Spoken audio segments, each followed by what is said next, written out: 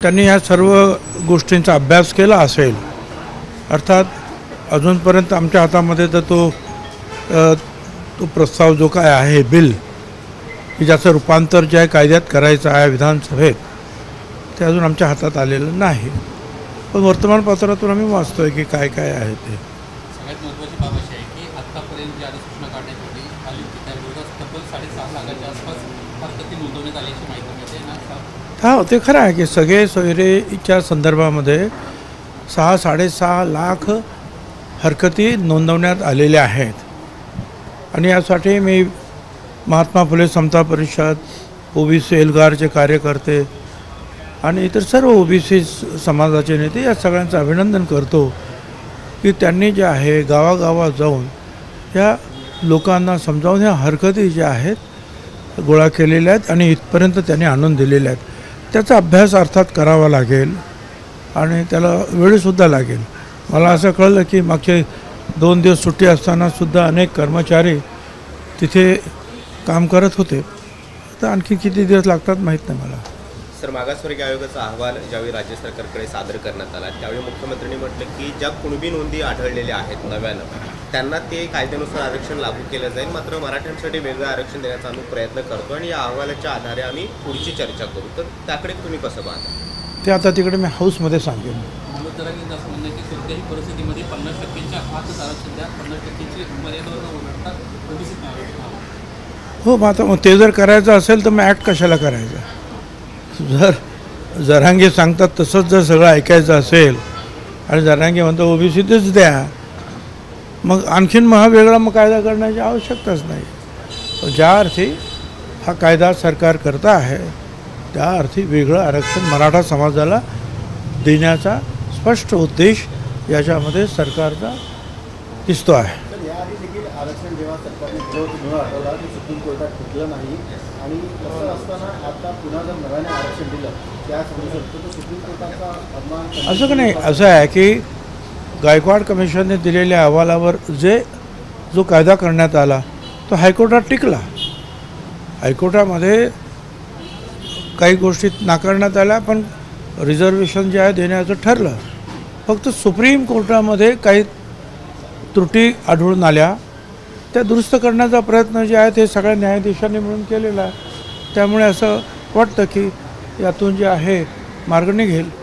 समाजाची संख्या जी आहे ती जवळपास 27% असल्याचा अहवाल मागासवर्गीय आयोगाने दिलेला आहे. त्यामुळे 12 ते 13% आरक्षण द्यावं. हे बघा, बाठिया कमिशनने केलेली काय जनगणना असेल नाही तर या शुक्रे समितीने केलेली जनगणना असेल, या कुठल्याच जनगणनेवर आम्ही विश्वास ठेवत नाही. आम्ही तो नाकारित आहोत.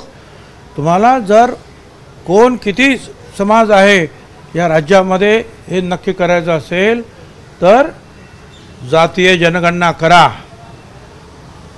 आता झारखंडने सुद्धा तशी ऑर्डर्स दिलेल्या आहेत. ते सुद्धा करतायत जातीय जनगणना. मग कळेल. असं जे आहे घाईघाईमध्ये तुम्ही काय वाटेल ते सांगाल. बाठिया समितीने तर निव्वळ त्यांनी तर सांगितलं होतं की मुंबईमध्ये ओबीसीच नाही आहेत. त्यावेळेला महेश झगडे जे आहेत त्यांना भांडावं लागलं त्यांच्या बरोबर आणि त्यांना सांगावं लागलं अरे ह्या मुंबई शहरामध्ये धनगर आहेत, माळी आहेत, वंजारी आहेत, भटके विमुक्त आहेत, काय यादव आहेत, कुर्मी आहेत, भंडारी आहेत, सगळं आगरी आहेत, कोळी आहेत आणि तुम्ही म्हणता ओबीसी नाही आहेत. त्याच्यामुळे तो सुद्धा जो अहवाल जो आहे घाईघाईने तयार केला होता तो खानविलकर समितीने जे कोर्टाने सांगितलं होतं 15 दिवसामध्ये आम्हाला द्या, त्यावेळेला कोर्ट एकदम कडक होतं. 10 दिवसातच द्या, 15 दिवसातच द्या. आता 2 वर्ष होऊन गेलं तरी पुढे आमचे जे आहेत केसेस रेंगाळलेले आहेत, निवडणुका होत नाही आहेत. मला सांगायचं ते हे शुक्रे समिती असेल नाही तर बाठिया समिती असेल, त्यांनी कुठल्याही समाजाचे जर आकडे जर सांगत असतील तर त्याच्यावर कोणीही विश्वास ठेवणार नाही, विश्वास ठेवू शकत नाही. त्याच्यासाठी जातीय गणनाच करावं लागेल, जनगणना करावी लागेल. पुढे ते आहे ते हो ते माझ्याकडे आहे ते सगळं आहे. ती स्टडी केस स्टडीवर मीच सांगितलेलं आहे. बोला पुढे. सर, मागासवर्गीय आयोगानं जो अहवाल तयार केलेला ते झालं. आता तो आता माझ्याकडे अजून आलेला नाही आहे मागासवर्गीयाचा अहवाल. आणि कायदाही आलेला नाही. पण पुढे मंत्रिमंडळ बैठकीमध्ये तुम्ही अधिवेशनापूर्वी काही तुमच्या बाजूने मुद्दे मांडाल का? तर मंत्रिमंडळामध्ये काय तो आपण अधिवेशनातच मांडूया ना, म्हणजे तुम्हाला पण ऐकायला मिळेल. सर आगामी पण असं पण आता काय कोणीतरी सांगितलं की फक्त गटनेत्यांनाच बोलायला संधी देणार आहेत, ते मला मंजूर नाही. कुठलाही ॲक्ट पास होत असताना कुणालाही बोलायचं असेल तर त्याला संधी द्यायला पाहिजे. मी 85पासून ह्या विधानमंडळात आहे.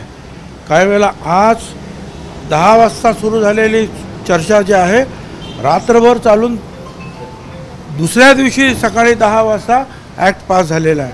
त्यामुळे ॲक्टवर बोलायला बंदी करू नये अशी माझी विनंती राहणार. गडबड करते सरकार एका दिवसामध्येच संपवण्याचा विषय. नाही, हे तुमची बातमी आहे. आता मी सरकारबद्दल बोलत नाही. कुणीतरी मला सांगितलं की कुठच्या तरी टीव्हीला बातमी आहे की फक्त गटनेते बोलतील, म्हणून मी बोललो.